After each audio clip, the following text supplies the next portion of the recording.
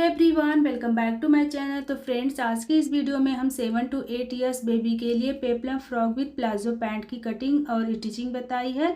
साथ में हमने कफ वाली स्लीव भी बनाया हुआ है। स्टेप बाय स्टेप हमने सब कुछ डिटेल में बताया है, तो वीडियो को आप पूरा वॉच कीजिएगा। चलिए वीडियो शुरू करते हैं। यहाँ पे हमने इस ड्रेस को बनाने के लिए 2 मीटर क्रैप फैब्रिक ले लिया है। आपके पास जो फैब्रिक है उससे ये ड्रेस बना सकते हैं। सबसे पहले हम यहाँ पे टॉप की कटिंग कर लेंगे। यहाँ पे हमने फैब्रिक को इस तरीके से डबल फोल्ड कर दिया। अब इसे हम एक बार और फोल्ड करेंगे और जितनी हमें टॉप की लेंथ रखनी है उसमें हम एक्स्ट्रा मार्जिन ऐड करके यहाँ पे निशान लगाएंगे 12 इंच पे।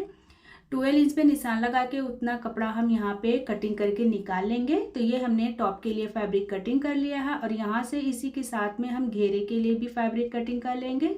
तो घेरा हम रखेंगे 14 इंच का। बैक और फ्रंट दोनों के लिए 2 पीसेस की हमने यहाँ पे घेरे के लिए निशान लगा दिया है और यहाँ से हम कटिंग कर लेंगे उतना फैब्रिक।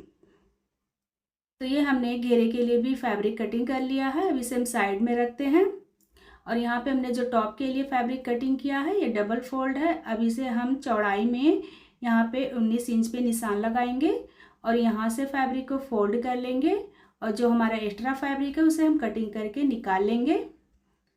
अब यहाँ पे देखिए ये टोटल 4 फोल्ड फैब्रिक हो गया है और इसकी जो लेंथ हमने ली है ना वो 12 इंच है और इसकी जो विड्थ है वो है 9.5 इंच।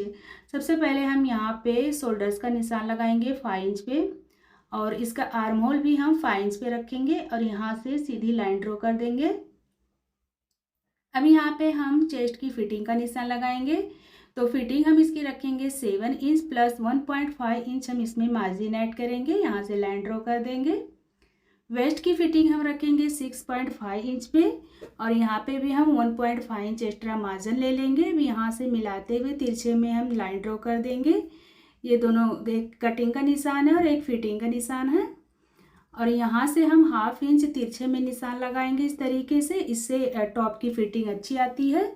यहाँ से हम आर्म होल के गोलाई का शेप दे देंगे बैक पार्ट के लिए और फ्रंट के लिए हम 1/2 इंच अंदर की तरफ निशान लगाएंगे और यहाँ से हम नेक की विड्थ रखेंगे 2 इंच और 2 इंच हम नेक की डीप रखेंगे बैक पार्ट के लिए और यहाँ से चौकोर में निशान बना लेंगे और फ्रंट नेक की डीप हम रखेंगे 3.5 इंच पे और यहाँ से इस तरीके से गोलाई का शेप दे देंगे बैक और फ्रंट दोनों नेक के लिए। अब यहाँ से हम 1/2 इंच तिरछे में शोल्डर्स का निशान लगाएंगे। अब इसी मार्जिन के अकॉर्डिंग हम कटिंग कर लेंगे। आर्म होल पहले हम बैक पार्ट की कटिंग करेंगे और नेक भी हम पहले बैक पार्ट की कटिंग करेंगे और यहाँ से हम शोल्डर्स की कटिंग कर लेंगे और यहाँ पे जो हमने निशान लगाया हुआ है ना, यहाँ से एक्स्ट्रा जो फैब्रिक है उसकी हम कटिंग कर लेंगे। यहाँ पे मैं कटिंग करना भूल गई थी तो मैंने उसे बाद में कट कर लिया था और यहाँ से जो हमने 1/2 इंच तिरछे में निशान लगाया था इसकी भी हम कटिंग कर लेंगे। अब इसे हम ओपन करेंगे और बैक पार्ट में यहाँ पे सेंटर में हम 3 इंच का निशान लगाएंगे और यहाँ से हम इसे कटिंग कर लेंगे। ये हमने हुक लगाने के लिए कटिंग किया हुआ है। तो ये देखिए इस तरीके से ये हमने बैक पार्ट में कटिंग किया हुआ है। यहाँ पे हम हुक लगाएंगे। अभी हम फ्रंट वाले पार्ट को फिर से अच्छे से फोल्ड कर लेंगे और यहाँ से हम फ्रंट वाले नेक की कटिंग कर लेंगे और फ्रंट वाले आर्म होल की जो गहराई दी है उसकी भी हम कटिंग कर लेंगे। तो यहाँ पे ये बैक और फ्रंट दोनों टॉप की कटिंग हमने कर ली है। अब हम इसका नेक रेडी करेंगे।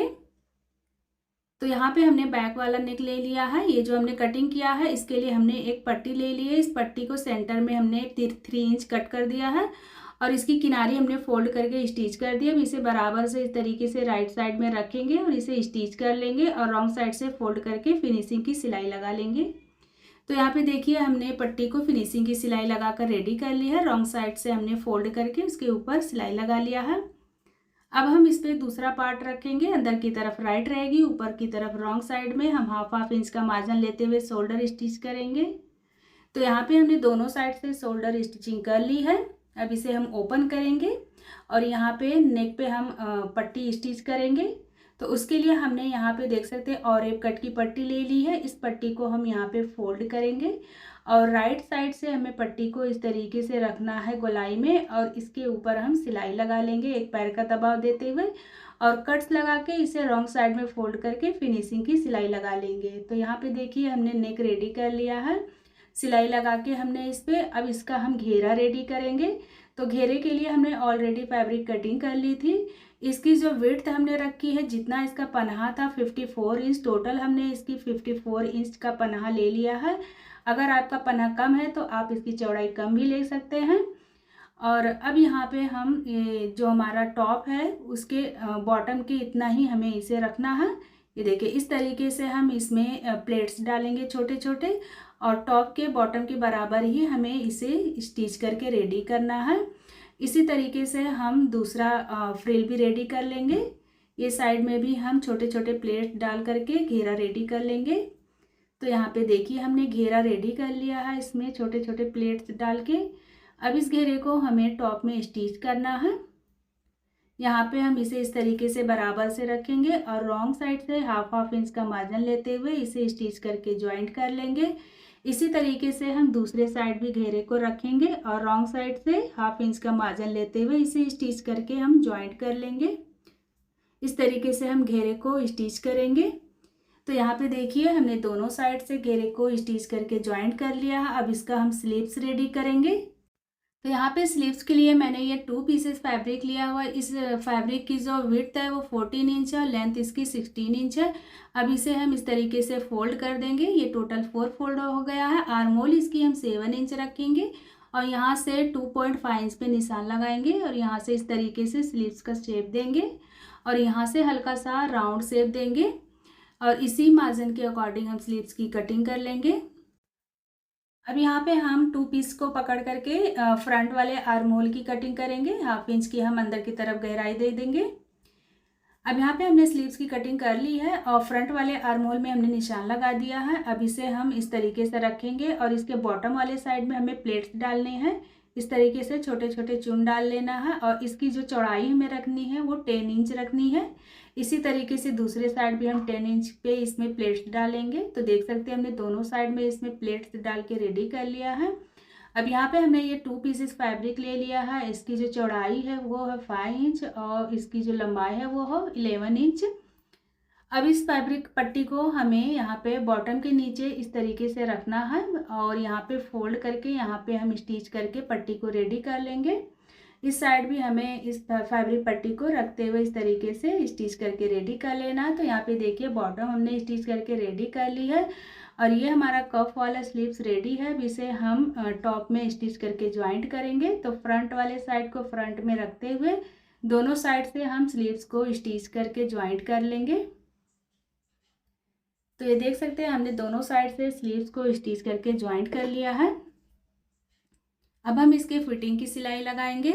तो इसे हम रॉन्ग साइड में फोल्ड करेंगे और बॉटम से लेते हुए नीचे तक के हम हाफ इंच का मार्जिन लेते हुए दोनों तरफ से हम फिटिंग की सिलाई लगा लेंगे नीचे तक के, और बॉटम को इस तरीके से डबल फोल्ड करेंगे। पूरे में हमने सिलाई लगा लेना है। तो यहाँ पे देख सकते हैं, हमने फ्रॉक की फिटिंग की सिलाई लगा ली है और बॉटम भी हमने रेडी कर दिया है। इसका खूबसूरत सा कफ वाला स्लीव्स रेडी कर लिया है और बैक साइड में हमने इसमें हुक लगा दिया है। इसकी रेडी लेंथ है 23 इंच। अब इसका हम प्लाजो रेडी करेंगे। तो प्लाजो के लिए मैंने यहाँ पे ये 2 पीसेस फैब्रिक ले लिया है। इस फैब्रिक की जो विड्थ लंबाई है वो है 32 इंच और विड्थ है इसकी 21 इंच। अब इस फैब्रिक को हम फोल्ड कर देंगे। अब ये हमारा टोटल 4 फोल्ड फैब्रिक हो गया है। सबसे पहले हम इसमें 2 इंच पे वेल्ट का निशान लगाएंगे और यहाँ से सीधी लाइन ड्रॉ कर देंगे। अब हम यहाँ पे प्लाजो की रेडी लेंथ का निशान लगाएंगे। तो बेल्ट के नीचे से हमने यहाँ पे निशान लगा लिया है। प्लाजो की जो रेडी लेंथ रहेगी वो रहेगी 28 इंच और नीचे से जो 2 इंच एक्स्ट्रा है वो हम बॉटम फोल्डिंग के लिए रखेंगे, यहाँ से यहाँ तक के, और रेडी लेंथ 28 इंच है। अब यहाँ से हम सीधी लाइन ड्रॉ कर लेंगे। अब यहाँ से हम कमर का निशान लगाएंगे 9.5 इंच पे और यहाँ से सीधी लाइन ड्रॉ करेंगे और यहाँ से बेल्ट के नीचे से हम आसन की लेंथ रखेंगे 9.5 इंच और यहाँ से सीधे ऊपर तक के हम सीधी लाइन ड्रॉ कर लेंगे। यहाँ पे हम क्रॉच एरिया में गोलाई का निशान लगाएंगे और बॉटम की चौड़ाई हम रखेंगे 8 इंच प्लस 1 इंच हम इसमें एक्स्ट्रा मार्जिन यहाँ पे लगाएंगे निशान। अब यहाँ क्रॉच से लेकर के बॉटम तक के इस तरीके से राउंड में शेप देते हुए हम मार्किंग कर लेंगे। तो यहाँ पे हमने मार्किंग कर ली है। अब इसी मार्किंग के अकॉर्डिंग हम प्लाजो की कटिंग कर लेंगे। अब इसे हम ओपन करेंगे और ये राइट साइड है तो हम इसे रॉन्ग साइड में करेंगे। राइट साइड अंदर की तरफ करेंगे और फैब्रिक को रॉन्ग साइड ऊपर की तरफ करेंगे।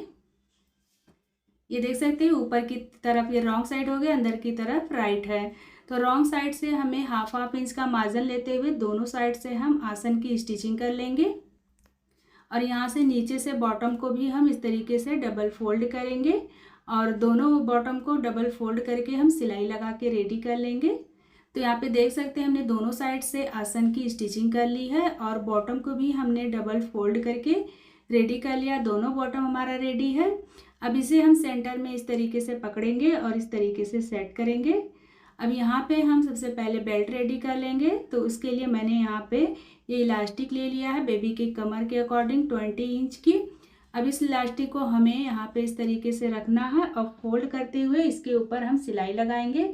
और सिलाई लगाते समय हमें इलास्टिक को खींचते हुए सिलाई लगाना है। और अब हम इसके फिटिंग की सिलाई भी लगा लेंगे साथ में। यहाँ से लेकर के इस बॉटम तक के फिटिंग की सिलाई लगाकर प्लाजो रेडी कर लेंगे।